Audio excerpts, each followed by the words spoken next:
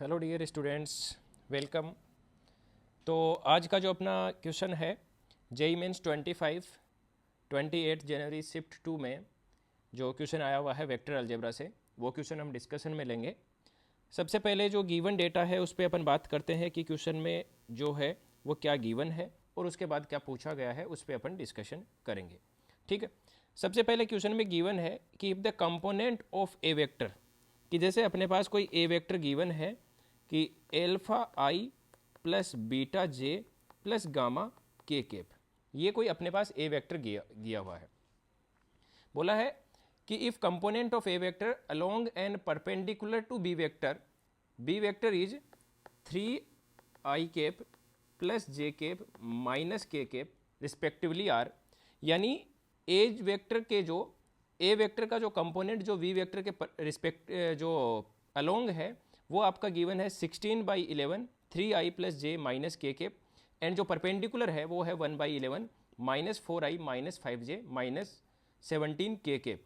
अपने को वैल्यू पूछी है alpha square plus beta square plus gamma square के बारे में।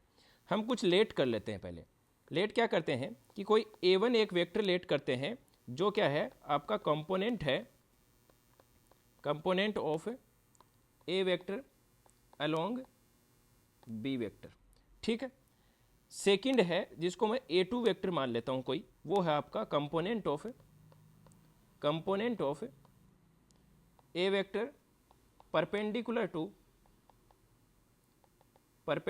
To B vector.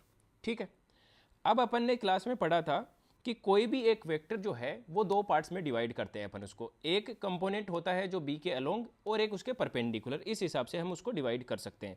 यानी हम ये बोल सकते हैं कि कोई भी वेक्टर ए है तो उसको मैं a1 प्लस a2 की फॉर्म में लिख सकता हूँ। ठीक है, अब इसमें बी वगैरह जो लिखा हुआ है उसका कोई खास काम है नहीं यहाँ पे, तो अपन इसी से इतने डेटा से भी अपना काम कंप्लीट कर सकते हैं। कैसे कि ए वेक्टर अपने पास गिवन है कि alpha I plus beta J plus gamma K cap.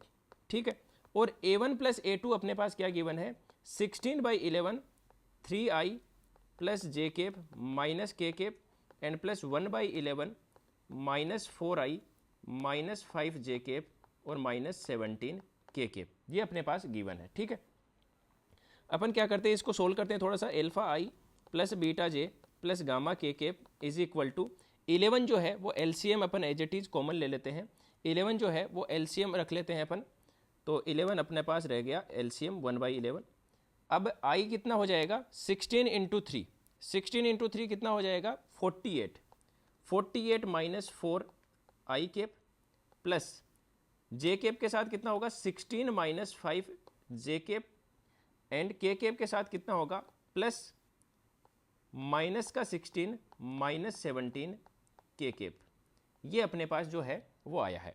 अब यहाँ पे अपन क्या लिख सकते हैं कि 1/11, थोड़ा सा इसको सोल्व करते हैं, 44i minus plus 11 J cap and plus में माइनस में क्या आ जाएगा, माइनस में आएगा 16 प्लस 17 यानी माइनस 33 के केप। अगर मैं इसमें से 11 अगर कॉमन लेता हूँ, एलएचएस साइड में है alpha I plus beta J plus gamma K cap. अगर 11 कॉमन लेके न्यूमरेटर में लेते हैं तो डिनोमिनेटर का 11 और न्यूमरेटर का 11 जो होगा वो आपस में कैंसिल आउट हो जाएगा, तो ये हो जाएगा 11/11 और यहाँ पे आ जाएगा 4i plus J cap minus में 3 के केप। ठीक है, ये अपने पास आएगा। अब अपन लेफ्ट हैंड साइड और न्यूमरेटर और डिनोमिनेटर के जो 11 है इसको कैंसिल आउट करेंगे, और जब ए वेक्टर इक्वल टू बी है तो कंपेरिजन में लेंगे तो अपने पास क्या आ जाएगा, एल्फा की वैल्यू आएगी 4, बीटा की वैल्यू आएगी 1 और गामा की वैल्यू आएगी -3। अपने को वैल्यू चाहिए alpha square plus beta square plus gamma square, यानी 4 square plus 1 square and plus -3 square is equal to 16 plus 1 plus 9, यानी वैल्यू जो आएगी 26 जो है वो अपनी टोटल वैल्यू आएगी alpha square plus beta square plus gamma square की, यानी अपना जो करेक्ट ऑप्शन होगा वो ए ऑप्शन करेक्ट हो जाएगा। तो ये क्वेश्चन था अपना जेई मेंस 28 जनवरी शिफ्ट 2 का। आई होप ये वीडियो आपको पसंद आया होगा और ये क्वेश्चन आपको समझ आया होगा। बाकी आपको इससे रिलेटेड कोई डाउट रहता है तो आप कमेंट सेक्शन में पूछ सकते हैं।